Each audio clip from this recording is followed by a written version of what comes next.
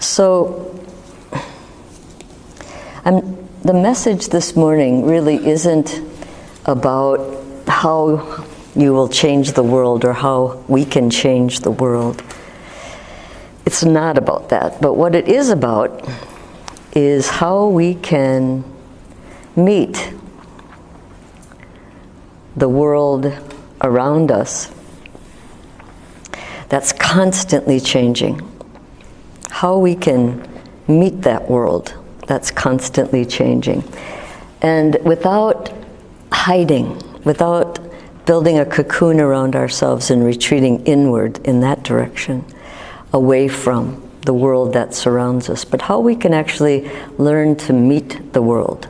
And we're going to learn to meet the world in a very specific way, and that specific way is to have the capacity to transform the intensity that we feel into nourishment, to transform what we call suffering into freedom. Does that sound interesting to you? Yeah? You want to hear a little bit more about that? So, my goodness, it's true. It's so true how much intensity we're experiencing in the world. Right now, we're in this cushion, so to speak. But it is very, very intense in the world. And what people tell me, so my job at the Abbey, I live at an Abbey, my job at the Abbey to the greater extent is to just meet people as they come in. And during the summer, visitors were coming most, during any part of the day, and sometimes in the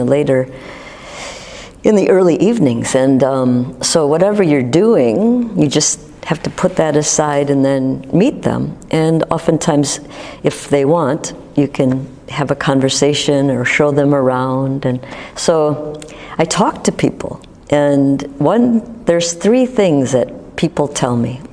Well, there's 100 things that people tell me, but there's some similarities to what I hear. And the first thing is that they say, my most scarce resource is what?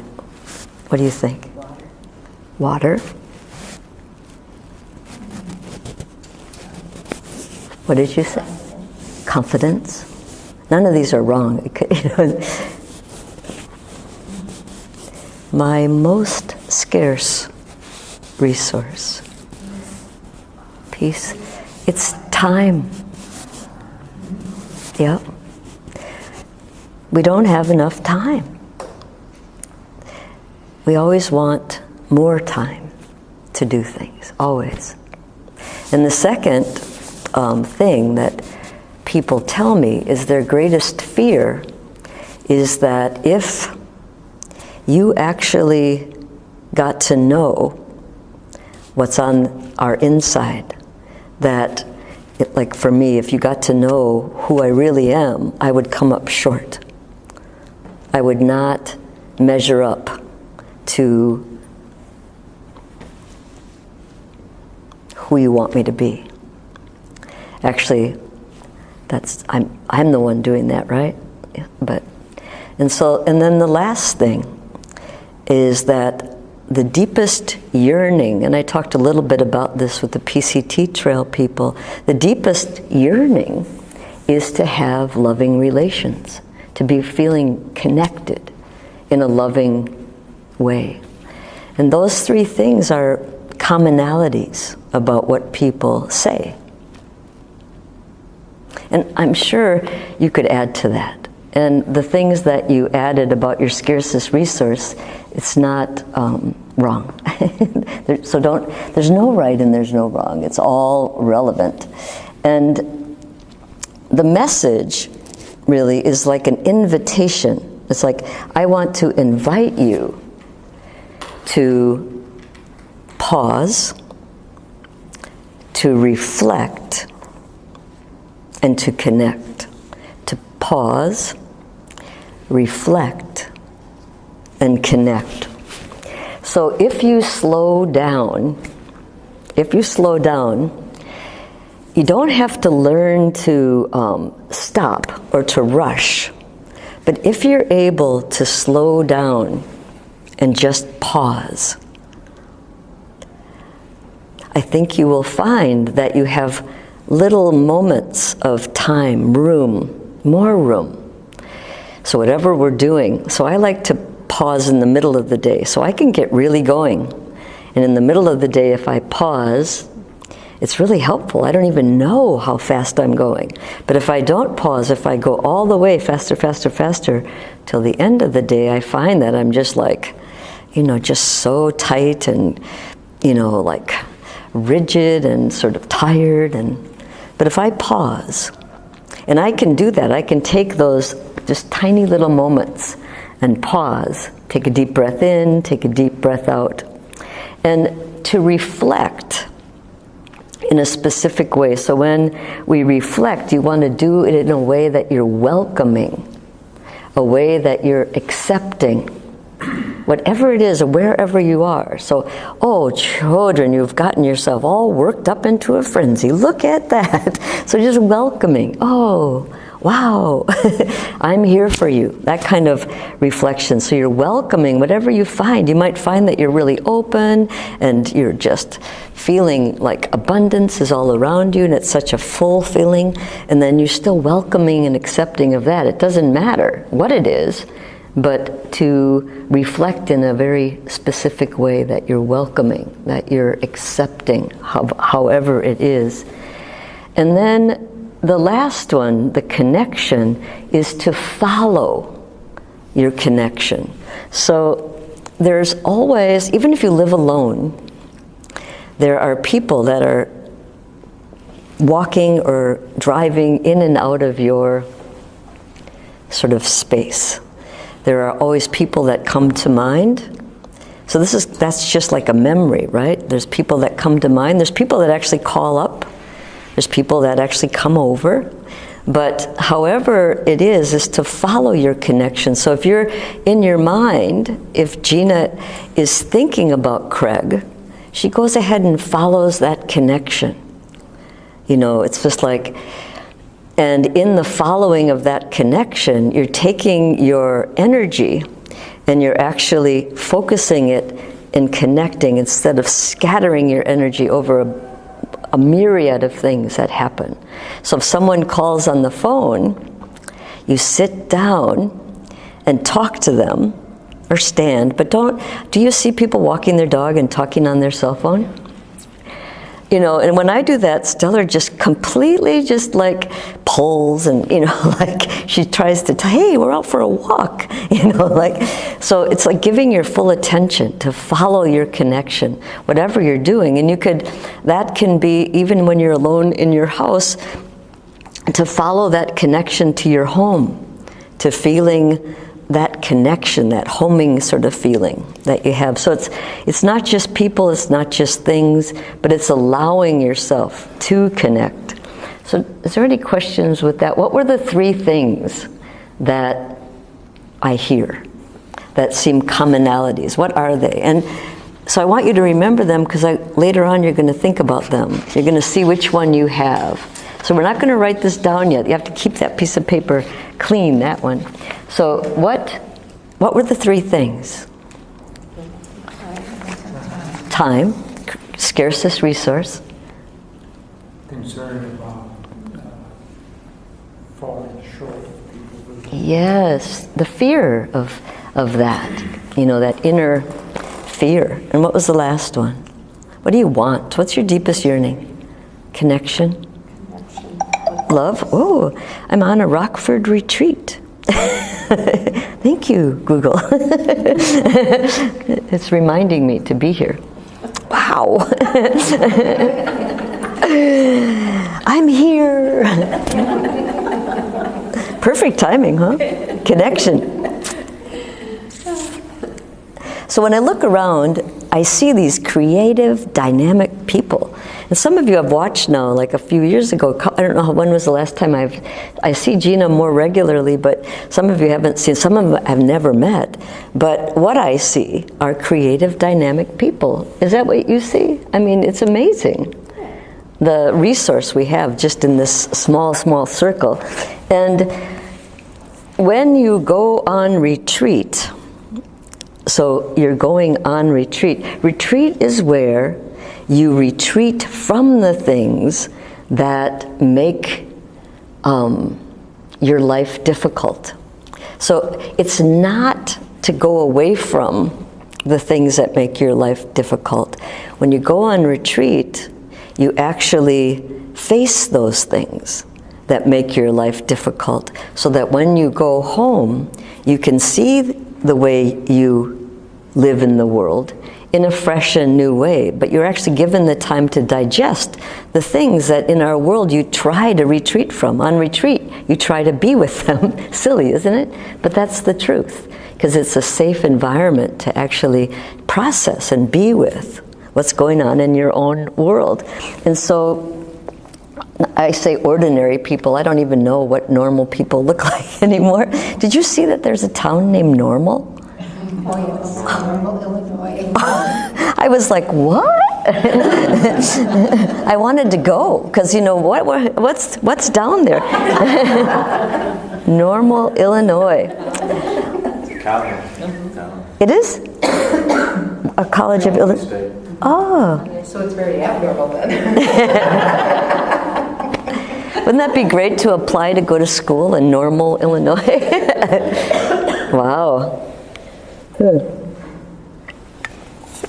So there's no need to, when you're on retreat, or to really like take the time to like shave your head or to go off, you know, so far away. This is a reasonable distance and a quiet enough space. So here we are. And the definition of retreat then is to do the work that you normally retreat from.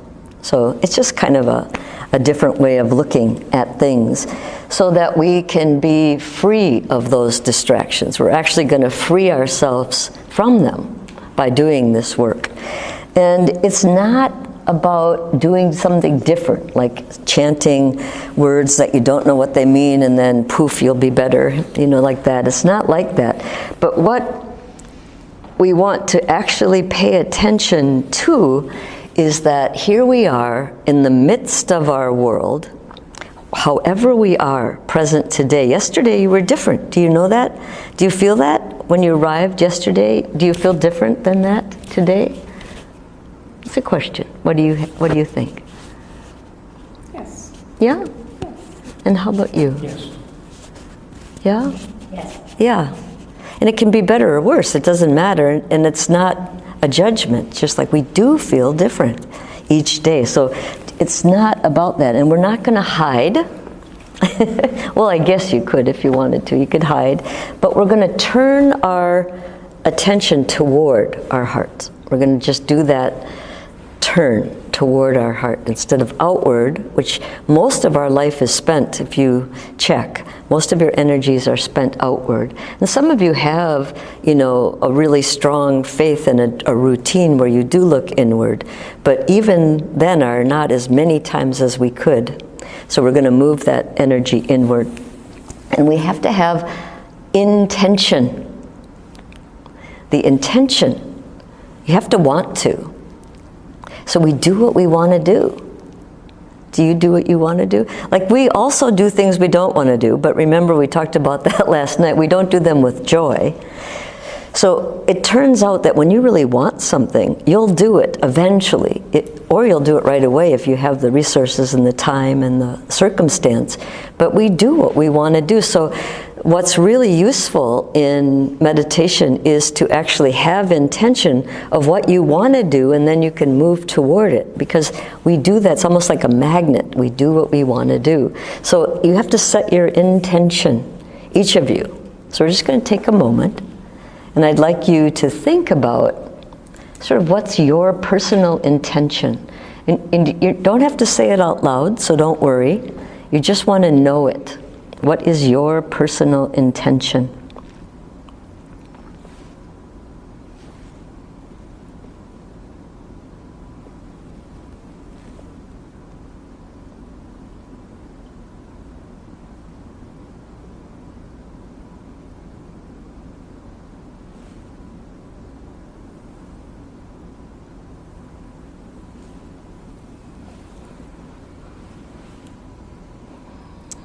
And when I see your eyes again, then I'll know that you still take your time. There is no rush. But when you feel like you know, you can open your eyes and look at the flowers or whatever you'd like.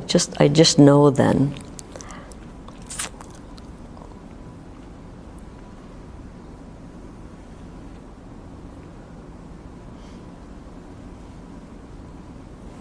All right.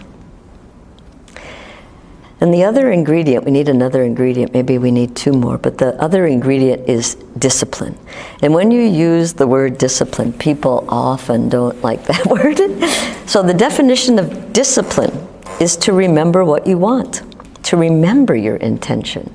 That's all it is. The definition of discipline is to remember what's meaningful to you.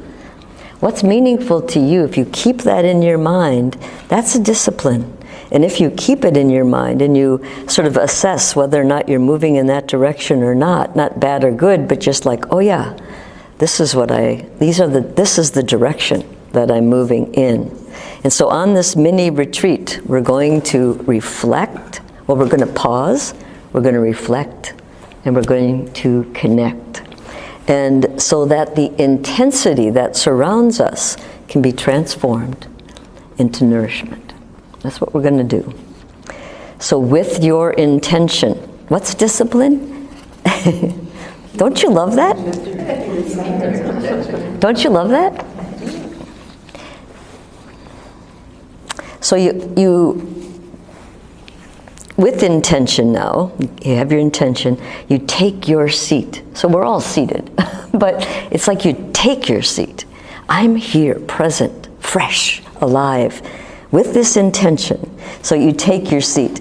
And the first practice is so very simple. You sit with intention. So you might think I'm going backward and forward, but so you thought of your intention, now you're taking your seat. This is one of the very most important pieces of information that people report that I give them when I'm trying to teach how to meditate, is to sit with intention. That's the most important thing to do when you're sitting and meditating. And sometimes that very simple little bit, even though it sounds like, oh, well, didn't we cover that already? You're sitting, taking your seat with intention. And otherwise, it's just one meditation becomes one more thing on the list of things that you do, to-do list. So when you sit with intention, you make that sitting special. You make that sitting in line with what's important to you in your life, in your heart. And so it doesn't become just one more thing that you do on your to-do list. And I highly recommend that you have a sitting practice. Even if it's 2, 3, 4 minutes daily, it's very important to train yourself to have that. And there's many reasons for that, but the biggest reason that always sort of brings me right to the point is that when you are in the active dying stage, you will want to have strength of mind, and you will have wanted to have built a place inside that you can go to.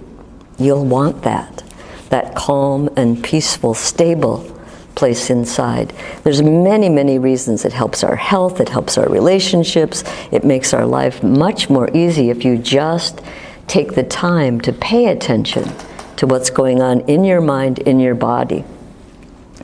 And it's radical not doing. Meditation is radical not doing. You're not thinking. But that's the hardest part. People think, we have to think. But it's like radical not doing. You're sitting, you can bring things to mind or things come to mind, but you try not to be doing. It's a radical not doing. And I say that because in our society, doing is so important. But you'll find not doing has some importance as well. And when you do that, you put aside the doing, and in doing that, putting aside the doing, you make room in your heart for yourself, but also for others. And so when you make room in your heart for others, sort of get some of the garbage out, right? When you make room in your heart for others, then you will experience connection. There's room for connection, and there's also room for connection to yourself. And the self is first, and others are second. And we get that the other way around a lot. If we are in the sort of business or in the habit of caring for others, we sometimes forget to take really good care of ourselves, and then we experience resentment or burnout or all sorts of other things because we're not keeping ourselves well cared for. And sometimes you think, well, I just can't. I will ask, or even ask, can you afford not to? Do you know what I mean? Because then there's always sickness, accidents, injury. We have to stay connected. Oh, I know, okay. I forgot to dismiss it. I just pressed snooze or something. All right, so without that space, you won't be able to connect. So we're sitting, we have space, we have silence, we have stillness, and now you pair two things that you normally don't pair. And you've heard me say this, relaxed and aware. So you're pairing two things. So when most people relax and they just space out, they're not aware. They're sort of just spaced out. You're daydreaming, so to speak. Or you're so aware that you're not relaxed. You're tight, you're tense, you're just like hyper vigilant. So which are you? You know, which do you have the habit of being? Are you more relaxed and spaced out, or are you more tight? You have to kind of know your habits. Do you have a habit? Depends upon the time. Yeah, I'm sure. I would say more than not, I'm spaced out when I'm relaxed. Yeah. Yeah. Oh, that's spacey, tensed person. That's a quality of yourself, a spacey person?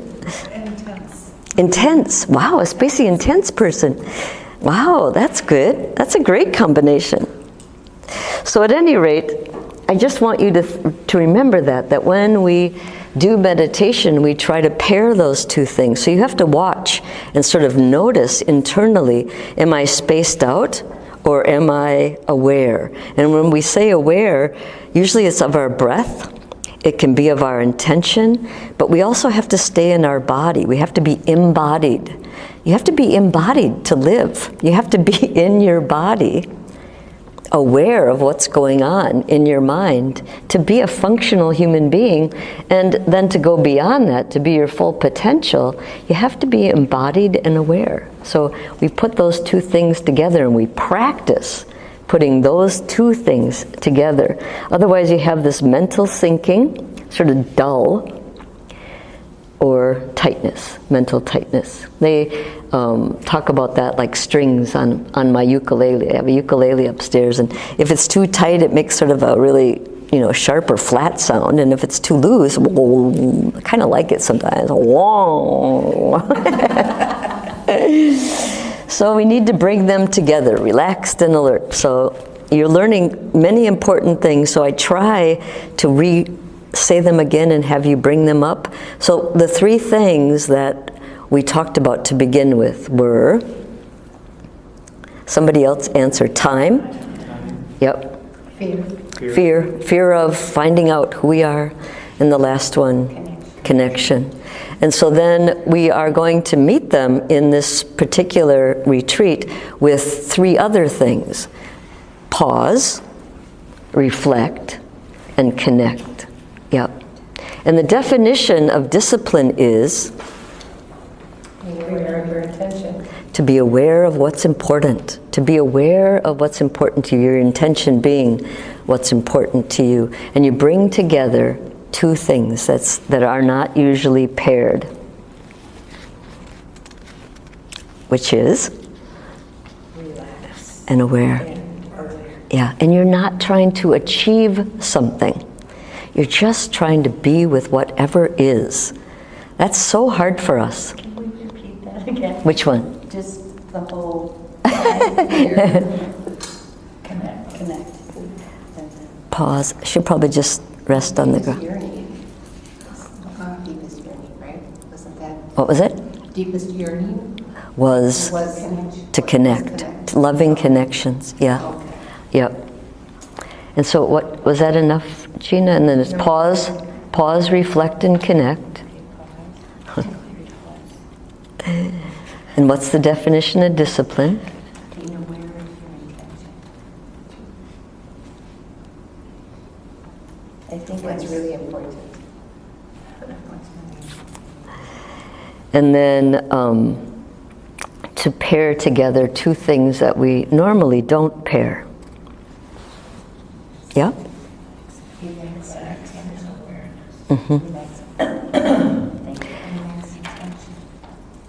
Relax and alert. Yeah.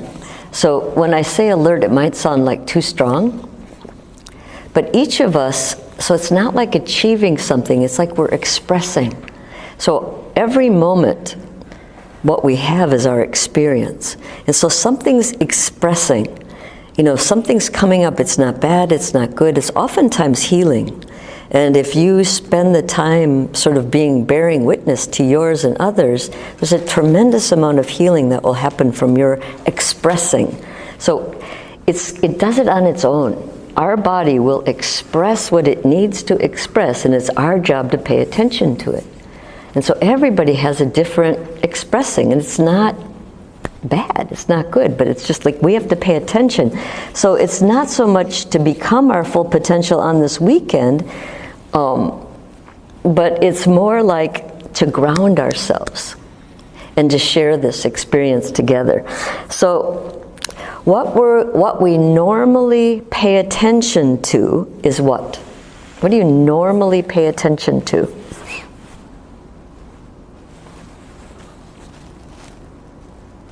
Is all the stuff in the way, right? We normally pay attention to all the stuff that's in the way. But what you're being asked to do is to have the courage to pay attention to just what is. So when you focus your mind on what you believe to be the things in your way, you don't get to actually see what's coming up, because it comes up moment by moment by moment. And we get focused on the actual thing that's in the way. And then we blame or we shame or whatever we do. We're just all very creative. But you normally pay attention and get carried away with the things, right? And so what we want to pay attention to and have the courage is to be open enough to pay attention to what's going on. Then there's more room. So that more room is really important. So we're going to need one more thing, and that's your slip of paper. So please take out your little slip of paper and check and make sure it's blank on both sides. If you don't have blank on both sides, we can trade. And a pen. So if you have a pen, does anybody need a pen? All right. So what I'd like you to do is to write on one side, just pick whichever side you want, doesn't matter. What is the thing that is most in the way of you being the best you? What is the thing? Can you name it? What is the thing that's most in the way, that gets you in trouble? And just to be transparent, for instance, I'm writing, I say yes when I don't always have time. I say yes too often, and I make myself thin. And then I'm not present. So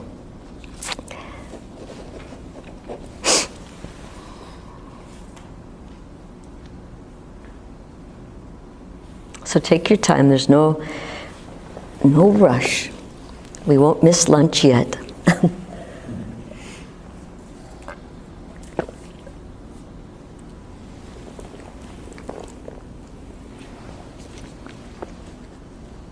And I'll be able to know when I see that you've put your pen down, I guess, yeah.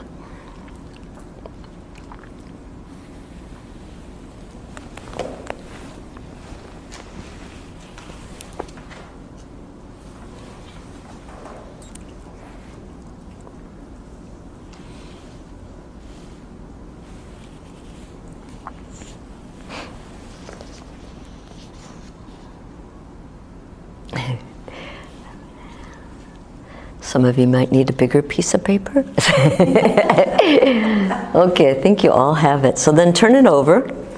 And on the other side, what is your greatest gift to the world? What is your quality that you offer that it's not like your sales record or how many mountains you've climbed. It's just that inner gift.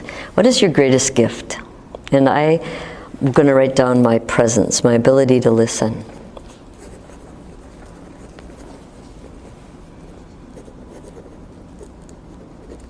Now remember, I'm not going to make you share these, so don't worry. This is personal. You can keep this, or you can share it later, but it's not, we're not going to say these out loud. So just please be as honest as possible. This is your retreat. And I'm so happy that Stellar found the person that needs the most love at this moment.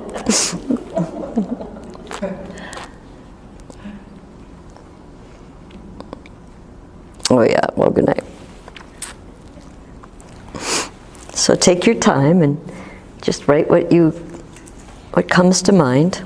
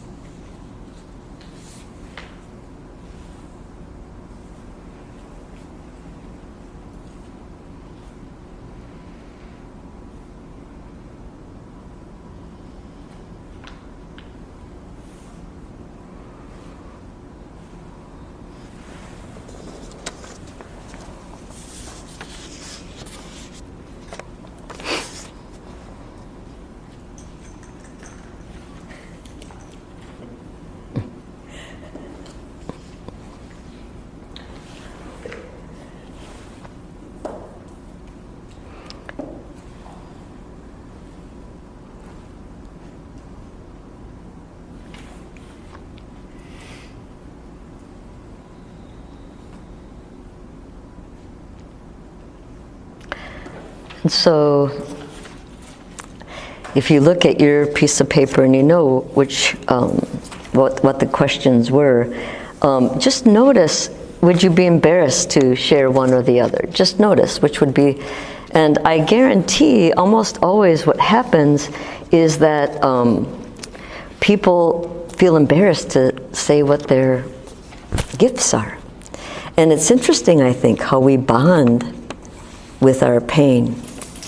It's just interesting in our culture. I mean, it's not bad or good. I'm just saying it is interesting to me. And, you know, I like doing this exercise a lot.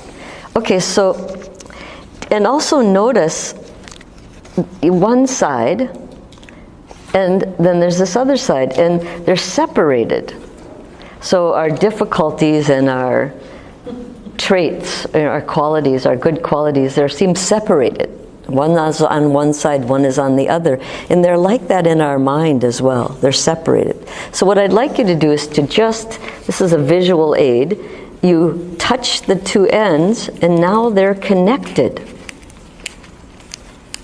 in some way. They're connected. So you have this loop, one's on the inside and one's on the outside, and you didn't consciously choose one or the other on the inside or on the outside, but it's just interesting. So you have one on the inside and you have one on the outside, and it's kind of like that. When we have a good day, we'll be on the outside, we'll go out. If we're having a bad day, we sort of stay in, don't we? And so it's just interesting how separate they are, but in this loop, now we have this connection. And we want to connect what is our greatest gift with what is our greatest asset. I mean, with our greatest fear. And so you just did it by natural. And so what we're going to do is you just twist, and now neither is on the inside or the outside. And when you make that, I don't know, what's that shape called? Does anybody know what the shape is? So it's kind of like a figure eight. Is it Interius or something? Ellipsis? What? Is that an ellipsis? And the lips, It's a Mobius Mobius. That's it. Very good, very good. Oh, what is this? Mobius. So you take, Oh, so they are both on the same side. yeah, so they're not, neither is on the inside, neither is on the outside. And so if you bring them together like that, that little twist, now what's on the inside is also on the outside. And it's a little way for you to show, okay, here, I'll show you. It's not that hard. So Gina, so start with this. Yeah, but I want you to be able to do it. So connect, right? Now take the right hand and just twist and then touch. There you go. The ends, there you go. Thank you. You're welcome. And so it's a really interesting, just sort of visual to be able to see and feel that integration. So what we want to do is may our greatest longing be met or held by our greatest gift. So may, and I turn to the person next to me, may your greatest longing, your fear, be met by your greatest gift. And then you turn and you say that one to the person next to you. May your greatest longing be met with your greatest fear. No, gift. Yes. Gift. Okay. You were right. It's important to say it. It's important. Wait, let her say it, and you hear it. Yeah. Be met with your greatest fear. No. Fear. May your greatest longing and fear May your greatest longing be met with your greatest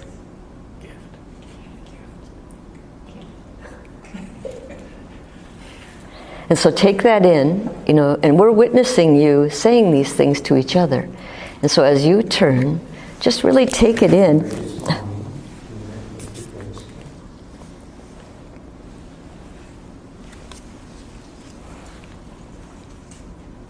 Your greatest longing be met with your greatest gift.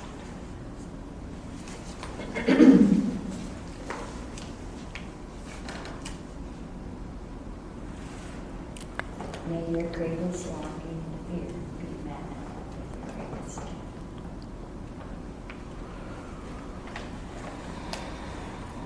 Greatest longing be met with your greatest gift.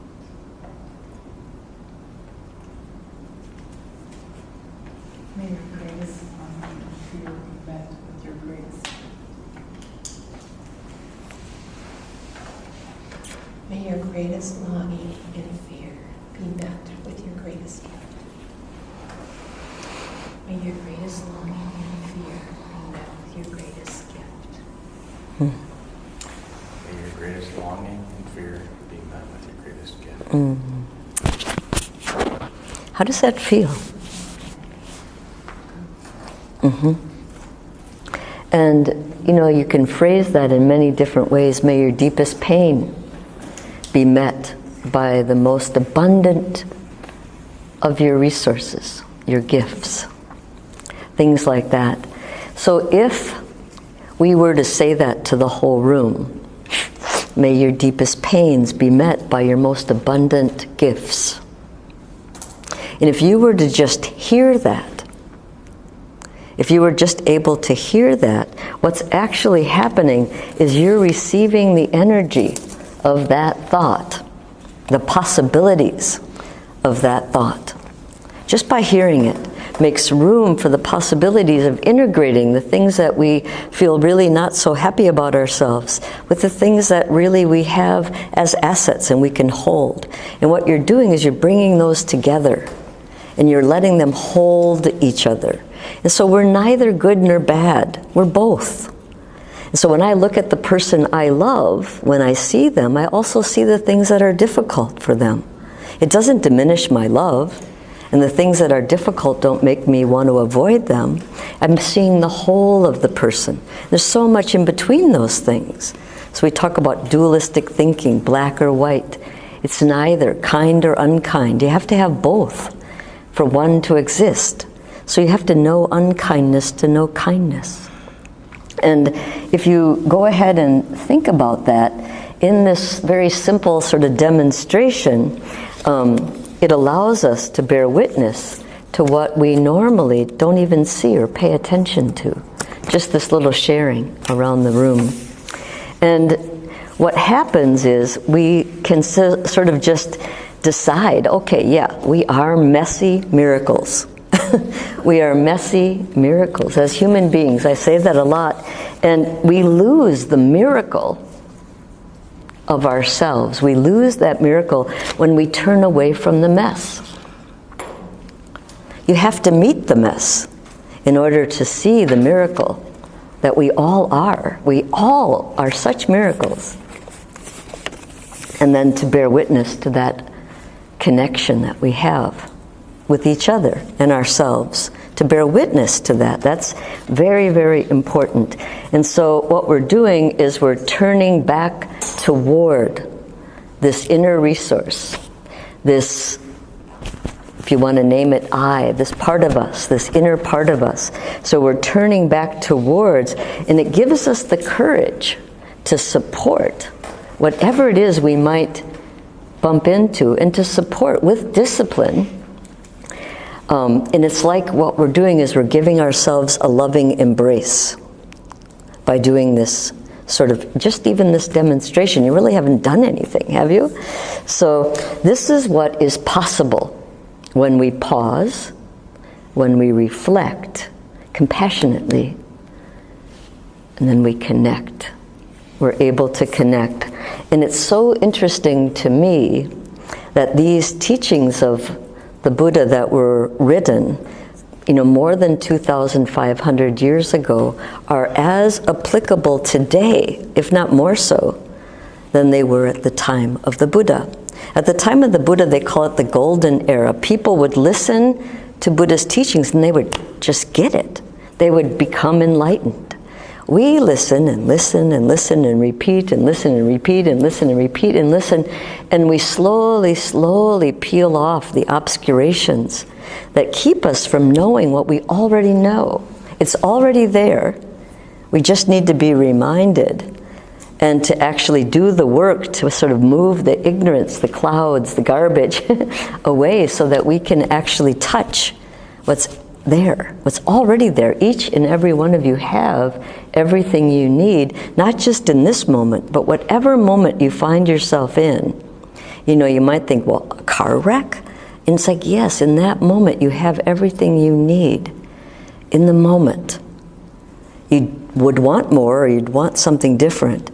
But if you are able to check, you have everything you need every moment. And that takes a little bit of thinking.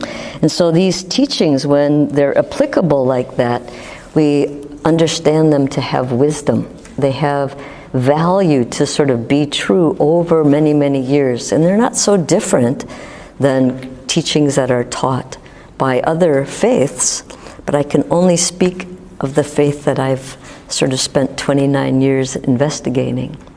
When I was at this amazing Catholic monastery in Amsterdam, the bishop said to me, you would make a really good Catholic. And I said, oh, thank you so much. And I didn't really need to say I have a faith, and I'm very happy with the faith I have. I could just say thank you. I thought that was a great compliment. You'd make a great Catholic. And he gave me this medal. Because the whole